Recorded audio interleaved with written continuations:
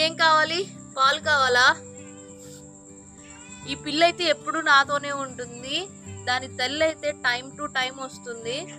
చూడండి ఇద్దరు ఎలా కొట్టుకుంటున్నారో. ఇప్పుడు పాలు అయితే వేస్తే తాగుతాయి. చూడండి కొట్టుకోవడం అయితే అయిపోయింది. ఇప్పుడైతే మనం పాలు వేస్తే చక్కగా తాగేసి వెళ్తాయి. తాగండి పాలు.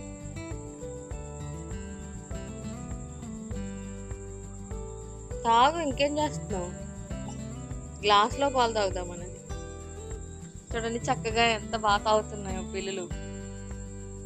గ్లాసులలో వేస్తాను, ఇదిగో తాగు. వాళ్ళ అమ్మ తాగుతుందని తాగిపోయింది. ఇలా పిల్లలకి ఆహారం పెట్టడం, పాలు పోయడం కూడా చాలా మంచిది.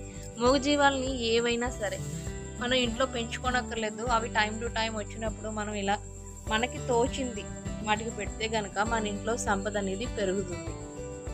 ఏమంటారు? Thank you for watching. Share and subscribe.